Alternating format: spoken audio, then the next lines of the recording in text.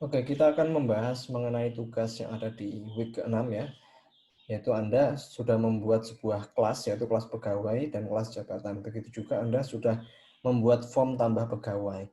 Nah, ini kita akan bahas secara singkat ya, karena saya yakin Anda sudah mengerjakan semua, jadi saya tidak perlu menunjukkan programnya, namun akan saya bahas singkat melalui slide ini. Oke, di tugas sebelumnya Anda diminta untuk membuat kelas pegawai ya, dan kelas jabatan. Nah, setelah itu nanti kita akan fokus ke salah satu kelas, yaitu kelas pegawai. Di dalam kelas pegawai ini ada salah satu atribut atau data member dengan tipe date time, yaitu tanggal lahir. Nah, bagaimana jika kita menggunakan date time ya sebagai tipe value di data member kelas pegawai. Ini akan kita bahas. Oke. Yang pertama kita akan bahas yang kelas jabatan dulu. Oke, kelas jabatan saya kira tidak ada masalah ya. Silakan nanti Anda cek ya. Kita membuat kelas jabatan. Kelas jabatan mempunyai dua data member yaitu ID jabatan dan nama. Nah, setelah itu kita buat konstruktornya, begitu juga kita buat propertiesnya sesuai dengan tabel jabatan ya yang ada di database kita. Nah, setelah itu nanti Anda membuat ya ini metode baca data seperti ini ya. Saya kira juga sudah Anda buat. Sehingga Anda bisa lihat di sini kita bisa select all ya tanpa kriteria dan juga dengan kriteria. Setelah itu nanti kita akan return value-nya berupa list of jabatan ya. Kita akan panggil MySQL data reader ya. Oke. Nah, setelah itu kita akan return value-nya berupa list of jabatan. Nah, setelah itu kita masuk ke kelas pegawai ini. Ya, ini kita akan coba manipulasi data dengan tipe datetime. Ya, mungkin beberapa dari Anda mungkin sudah mencoba ya dengan tipe datetime. Mungkin ada juga yang menggunakan tipe data string untuk tanggal lahir. Oke, ini coba kita samakan. Kita menggunakan data member dengan tipe datetime untuk tanggal lahirnya. Oke, jadi seperti ini ya. Jika Anda lihat di sini kita punya kelas pegawai ya, salah satu data membernya dengan tipe datetime yaitu tanggal lahir. Nah, kita ganti saja dengan tipenya itu datetime, begitu juga saat kita masukkan ke konstruktornya di properti yang ada yang ada di parameter yang ada di kelas pegawai, yaitu konstruktor kelas pegawai, kita juga tambahkan datetime di sini ya untuk tanggal lahir. Oke. Setelah itu kita juga setting untuk propertinya ya dengan tipe value datetime ya untuk tanggal lahirnya. Oke, setelah ini ya ini perbedaannya mungkin di sini kalau kita menggunakan datetime sebagai data member, atribut data member tanggal lahir. Waktu kita mau menambahkan data pegawai baru ya kita bisa gunakan format ya. Jika kita ingin menggunakan format tahun, bulan, dan hari ya kita bisa gunakan metode ini p.tanggal lahir ya. .toString kita setting formatnya yaitu year, month, dan day seperti ini. Nah, setelah itu juga untuk ubah datanya kita setting untuk value-nya yaitu YYY, MM, sama DD ya untuk ubah datanya.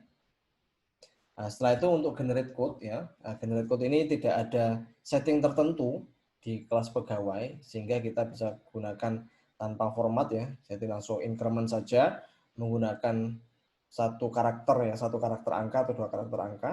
Ya, kita gunakan kode terbaru itu menggunakan dengan kita mengambil data yang paling lama, data ID pegawai yang paling terbaru itu apa, kita tambahkan satu. Terus kita return value-nya berupa string hasil kode ya. Hasil kodenya ini merupakan ID yang sudah terbarui, yang sudah diperbarui.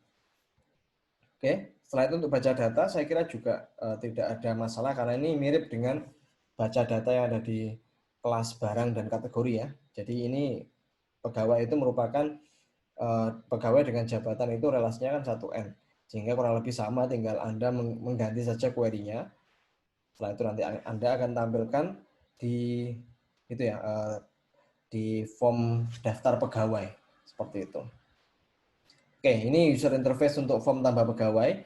Kalau Anda sudah membuat generate code-nya ya, jadi seperti ini nanti otomatis akan muncul. Terus untuk jabatannya ada pegawai pembelian, kasir, dan manajer, nanti bisa tampil seperti ini. Untuk form tambah pegawainya ya ini, kalau pengen seperti ini, nanti kita tambahkan di form load-nya, kita panggil untuk list jabatannya ya, untuk menampilkan di combo box jabatan, dan juga nanti kita akan panggil generate code-nya untuk menampilkan kode terbaru di sini. Oke, dan ini untuk button simpan ya.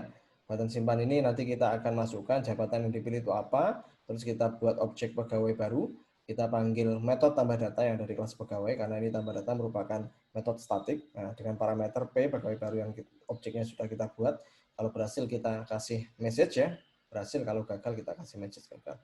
Nah, catatan agar user tidak salah menginput, Anda boleh menambahkan sendiri pengecekan sebelum menyimpan data. Misalnya, data pegawai tidak boleh dikosongi. Tanggal lahir yang diinputkan maksimal tahun sekian misalnya. Perkiraan nomor pegawai termuda itu berapa. Dan juga password yang diketikkan 2 kali di textbook password dan textbook ulang password harus sama. Ini Anda bisa menambahkan pengecekan sendiri dan sebagainya.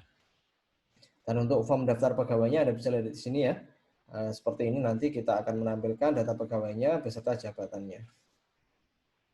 Dan juga untuk format data grid, ya ini kurang lebih sama juga dengan kelas barang ya, atau daftar barang yang sudah Anda buat di pertemuan ke week ke-6.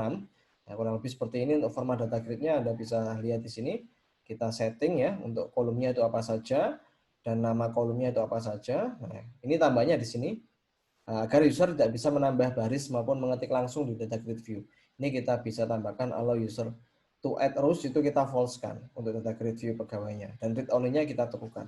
Jadi Anda bisa lihat seperti ini nanti. Kita sebagai user tidak akan bisa menambahkan row baru di daftar pegawai, di data grid view pegawai ini. Jadinya seperti ini nanti. Jadi ini yang menampilkan data yang ada di tabel pegawai yang kita inner join-kan dengan tabel jabatan. Nah, row barunya kita tidak bisa isi di sini. Oke, setelah itu kita bisa juga tambahkan tampil data grid ya. Metode tampil data grid ini agar ini kita mau pengennya kita untuk tanggal lahirnya itu hanya tanggal lahirnya saja, tidak perlu sampai jamnya.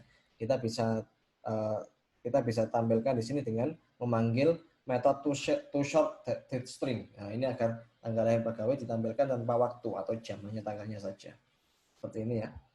Ini kita nanti akan panggil di form daftar pegawai, di form loop-nya nanti kita akan panggil metode tampil data grid ini. Seperti itu. Nah, ini ya.